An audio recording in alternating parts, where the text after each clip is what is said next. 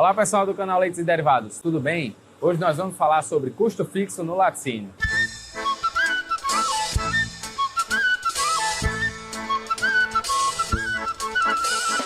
A gente já viu aqui no canal em algumas coisas, inclusive na live que a gente fez de gestão, falando um pouco sobre custo, né? Custo nada mais é do que um determinado valor pago para gerar um produto, conseguir fazer aquele produto ou um serviço, no nosso caso aqui, nos laticínios, né? No laticínio, gerar um produto. Então é um valor pago e necessário para fazer aquele produto.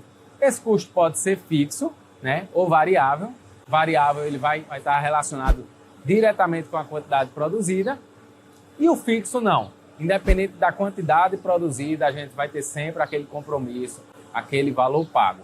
Alguns itens até eu jogo no fixo, que pode variar um pouco, mas não uma variação significativa em relação à quantidade, tá? E aí nesse custo variável a gente sabe que vai ter ali as despesas indiretas, né? E também o custo de comercialização, imposto, etc.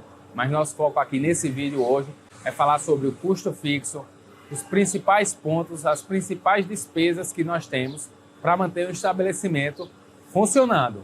Quer produzindo ou não, produzindo pouco ou produzindo muito, a gente vai ter sempre, todo mês, aquele custo, claro, e aí dependendo do laticínio você vai ter mais uma coisa, dependendo do mês, chegou uma nova contratação, então o seu custo fixo mudou de um mês para o outro, tá? Não é fixo, o que não pode mudar de um mês para o outro. Então, em um mês você pode ter um custo, no outro mês você pode ter outro custo, mesmo assim ele ser fixo, mas essa informação é extremamente importante e valiosa para você calcular a margem de contribuição dos produtos. Então, um produto, quando a gente for compor o preço, e a gente já viu alguns vídeos aqui no canal, como calcular o custo da bebida láctea, como calcular o custo da mussarela, dá uma olhadinha aí no card. A gente já viu que é muito importante saber o custo direto do produto, né? Então, eu vou ter ali quanto foi de material direto, no caso do queijo, por exemplo, leite, ingredientes e embalagens, né?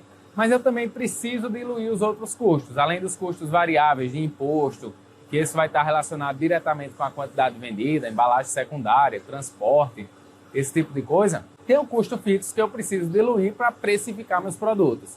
Meu produto, ele precisa ser a capacidade produtiva diluída, ela precisa pagar os custos fixos. Então é de fundamental importância a gente conhecer todas essas despesas, né?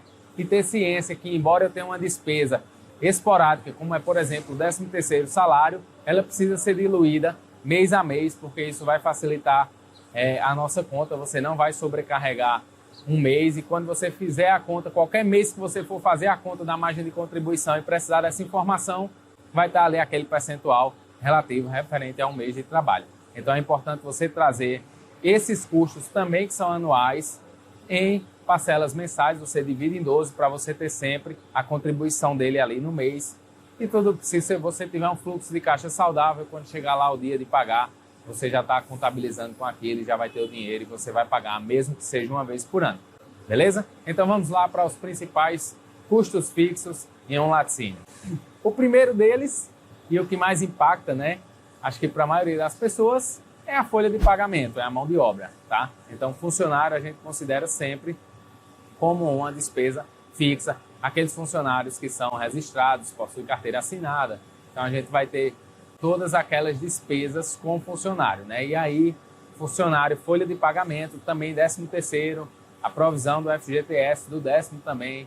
Então a gente deve calcular isso. Então funcionário já traz, além da folha de pagamento, do valor líquido a pagar, insalubridade, né? Para quem trabalha dentro da produção, e aí caso a caso, essa questão de insalubridade, dependendo do setor, a gente olha sempre lá na convenção coletiva daquela categoria. Você vai ter os encargos ali relacionados, né? FGTS, INSS, salário família e demais atividades que manda a lei, a legislação.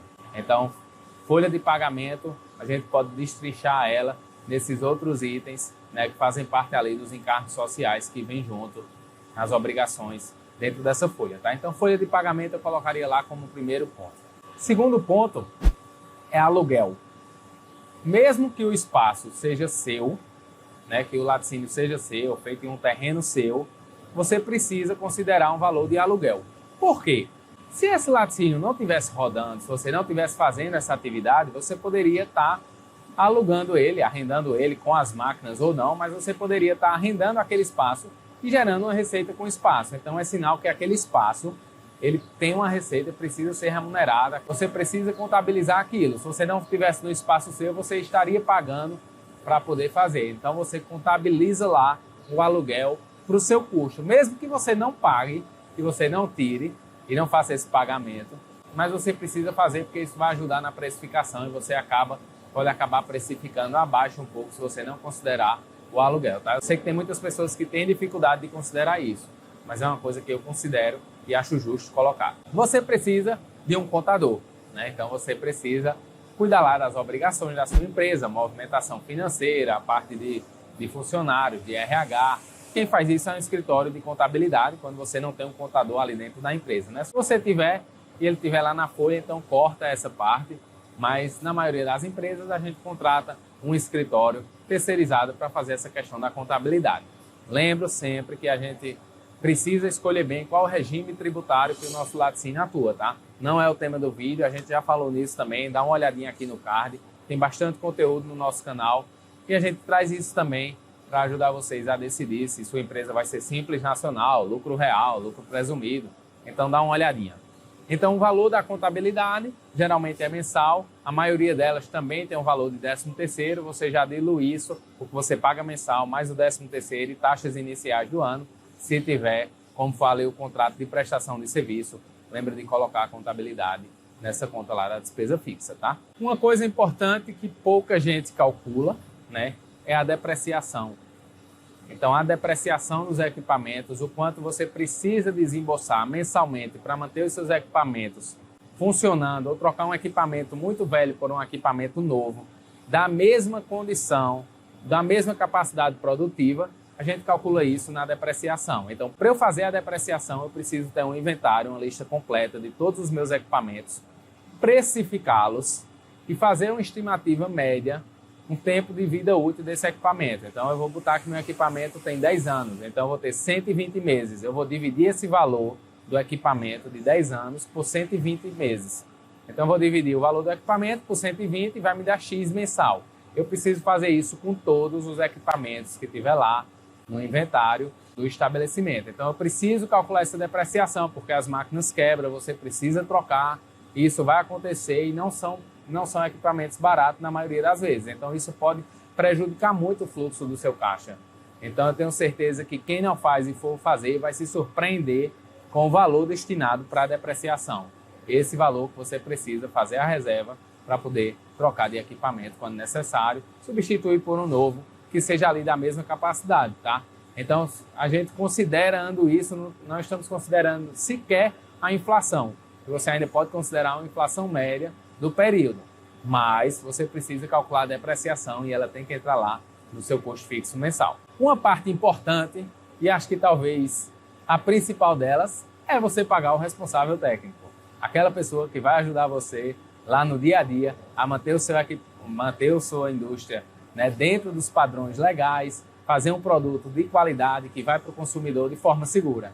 Então essa figura é o responsável técnico, pode remunerar muito bem ele e não esquece de pagar ele mensal. Tem lá no manual do responsável técnico, aqui no caso dos laticínios, do médico veterinário, tem lá falando dos valores, carga horária e tudo mais. Então se você quer uma base, vai lá no Conselho de Medicina Veterinária no site e você vai conseguir essa informação e remunera bem o seu responsável técnico, que ele é peça fundamental nessa engrenagem para rodar de forma segura. Você precisa obrigatoriamente de um serviço terceirizado, né, de combate a pragas e vetores, uma desinsetizadora, tá? Então esse custo geralmente também é mensal, é fixo, não muda ali com a quantidade que você produz. Eu coloco também como um ponto lá na nossa planilhazinha de custo fixo mensal. Aí vamos falar um pouco de escritório agora, né? A gente tem lá a parte de escritório expediente, também costumo considerar isso como custo fixo. A gente vai ter tinta, papel, material, grampo, esse tipo de coisa que a gente precisa lá no dia a dia, né? Você vai precisar de internet, telefone, quando é vinculado à empresa ou não, sistema de gestão de laticínio. Então a gente tem uma live muito bacana também falando de sistema de gestão de laticínio. Dá uma olhadinha aqui, dá uma olhadinha nos vídeos do canal, né? Eu sempre estou falando no canal, a gente falou disso, a gente falou daquilo, porque de fato tem muito conteúdo bacana e que você pode aproveitar e vai linkando uma coisa com a outra. Os conteúdos, eles se completam, tá? Então, dá uma olhadinha também. Então você precisa de um sistema, né, para o pessoal ali do escritório mandar bem, e claro, o pessoal da produção também utilizar esse sistema, se for ótimo. O sistema também você vai pagar mensal, conta lá junto com aquelas despesas gerais ali do escritório, tá? Você precisa de licenças para operar o seu estabelecimento, tá?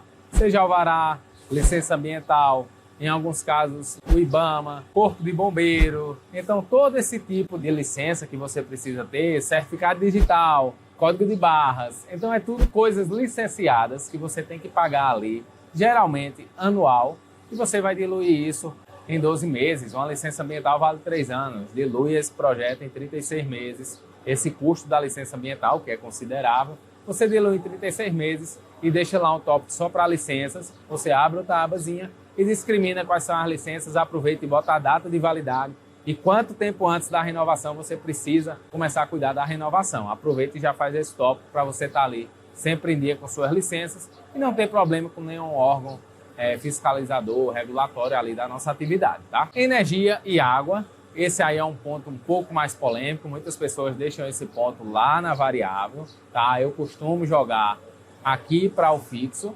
porque vai mudar, mas dependendo das coisas não vai mudar muito. Por exemplo, se eu tenho uma câmara fria e minha produção vai aumentar, eu vou continuar com aquela câmara fria. Câmara fria é um item que puxa um pouco, né, a energia. Então não vai mudar, mas se é a quantidade de tanque, eu vou aumentar o número de tanque para poder manter armazenado o meu leite, vou aumentar a câmara fria, etc. Aí de fato já começa a mudar em relação ao seu custo e ele pode não ser tão fixo assim. Mas eu considero fixo porque se você pegar uma média anual, você vai ver que ele não flutua muito, a não ser que você tenha um crescimento muito exponencial. Como eu disse que no custo fixo a gente pode ir alterando ele também mês a mês, né? Então, se você tiver uma crescente muito grande, mês a mês você vai corrigindo ali o seu custo fixo da energia. Se tiver uma representatividade grande no final e isso for mudar, você acaba mudando ali sua forma de precificação, a margem de contribuição a partir desse dado da energia. Mas eu costumo colocar como custo fixo tanto energia como água de abastecimento também. A gente tem os custos com veículos, né? Seja veículos de captação de leite, se for o caso, os veículos de entrega, veículos corporativos. A gente precisa estar sempre ligado nisso, porque a gente vai ter IPVA, seguro e depreciação desses veículos também, tá? Então eu sempre abro uma aba lá de veículos, deixo em custo fixo, embora combustível e manutenção eu coloco em outra categoria, eu não coloco no custo fixo. Mas aí fica ao critério, né? Mas é preciso ter essa parte fixa, IPVA não vai mudar independente do quanto você usa o seu veículo ou não, seguro também não. Então isso aí deve estar lá no seu custo fixo mensal. Hoje eu acho que você não consegue ter uma projeção de vida longa e se fortalecer no mercado se não estiver presente, principalmente nas mídias digitais ou ainda nas mídias tradicionais, mas para isso você precisa de uma operadora de marketing, né? Se você não tiver ali internamente, então se não tiver, considera também, coloca lá no teu custo fixo, tá? Uma coisa importantíssima no custo fixo, pelo menos no estabelecimento de CIE, aqui em Pernambuco, são as taxas, tá? A taxa de registro de renovação que você paga por estabelecimento e também por produtos, tá? Como também uma taxa de laboratório, você paga uma análise oficial anual, então você vai pagar anualmente aquela taxa lá de laboratório e é um valor considerável, pelo menos aqui. Então eu coloco também de LOU e 112 e coloco lá no mensal. A análise de leite enviada para a Clínica do Leite ou para a Rede Brasileira de Qualidade do Leite, o laboratório que for, essa eu deixo no fixo se você não tiver uma mudança muito grande de fornecedores. Mas se você tem uma flutuação grande de fornecedores, você pode deixar ela em outra categoria variável lá, mas é importante salientar que você tem essa despesa mensalmente no envio dessas amostras para a Rede Brasileira da Qualidade de Leite, para atender ali, saber se você está atendendo ou não ali os critérios estabelecidos na Instrução Normativa 76. Vou citar aqui 3 coisinhas pequenas que a gente pode considerar ou não patente de marca, tá? Para quem tem esse processo de patente de marca. IPTU, que eu acho que eu não falei lá na questão de licenças, né? Tarifas em banco, pelo menos aquelas tarifas fixas que você mantém ali no banco, né? Se você for ter as tarifas de boleto, essa vai flutuar muito, você pode jogar isso lá para o custo de comercialização, mas aquelas fixas de banco, não, você deixa aí tarifa de banco, hospedagem, registro de site, em domínio, então são coisas pequenas, mas que você vai jogando ali e no fim das contas vai dar um volume considerável, tá? A alimentação dos funcionários, se você fornecer essa alimentação interna, se você dá vale alimentação, já vai estar lá na folha, na descrição, já vai estar lá na descrição dos itens da folha. Ele é bem tranquilo. E eu estou aqui perto, vou mudar ali um pouquinho meu foco para falar para vocês do último ponto que eu considero ali para a gente encerrar esse vídeo. Por fim, caldeira, tá? Você precisa da certificação anual, né? O engenheiro vai lá, faz a ART, certifica, então renova o seu laudo de inspeção da caldeira anualmente. Então você dilui esse custo da caldeira. Tem também o custo de operador de caldeiras, então é um custo que você tem ali no seu dia a dia, tá? Ou pelo menos anual, você vai ter esse custo na legalização dessa caldeira, tá? E manter ela legalmente perante os órgãos de fiscalização. E é importantíssimo, claro, manter isso sempre em dias. O custo de manutenção a gente coloca lá no variável, assim como os outros equipamentos também. Mas a caldeira tem essa característica, por isso que eu quis vir filmar aqui e encerrar o vídeo aqui nesse espaço da caldeira. Beleza, pessoal? Se você ainda não é inscrito, se inscreve no canal, deixa o joinha, compartilha, ajuda a gente. Se quiser mais informações, notícias do dia a dia, saber um pouco do nosso trabalho de consultoria, acesse o link aqui embaixo, tá? Comenta também, divulga. Fala aí o que você achou, se a gente esqueceu de alguma coisa, algum custo que você tem ali é fixo e eu não falei, coloca aí nos comentários também que você ajuda outras pessoas e a gente vai fazendo essa corrente de geração de conteúdo e de apoio dentro da cadeia produtiva, tá? A gente só se fortalece com isso. Acompanha a gente também lá nas redes sociais, principalmente no Instagram, no nosso dia a dia no Leites e Derivados, e a gente se vê no próximo vídeo. Valeu!